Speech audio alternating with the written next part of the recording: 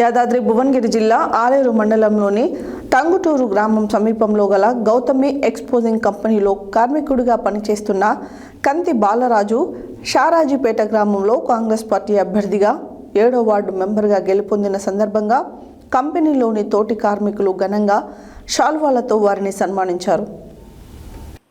యాదాద్రి భువనగిరి జిల్లా ఆలేరు మండలంలోని టంగుటూరు గ్రామం సమీపంలో గల గౌతమి ఎక్స్పోజింగ్ కంపెనీలో కార్మికుడిగా పనిచేస్తున్న కంతి బాలరాజు షారాజీపేట గ్రామంలో కాంగ్రెస్ పార్టీ అభ్యర్థిగా 7వ వార్డు మెంబర్గా గెలుపొందిన సందర్భంగా కంపెనీలోని తోటి కార్మికులు ఘనంగా శాల్వాతో వారిని సన్మానించారు.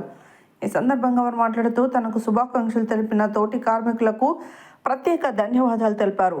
అలాగే వార్డు సభ్యులకు ధన్యవాదాలు తెలుపుతూ గ్రామ సర్పంచ్తో కలిసి ఎమ్మెల్యే బీర్లా ఐలయ్య సహకారంతో వార్డును అన్ని విధాల అభివృద్ధి చేయడానికి కృషి చేస్తానని తెలిపారు. బాలరాజు షారాజీపేట 7వ వార్డులో నేను గెలిచాను. నేను గౌతమి ఎక్స్పోజ్లో పనిచేస్తాను కార్మికునిగా. నా తోటి కార్మికులు ఇలా నన్ను ఘనంగా సన్మానించడం జరిగింది.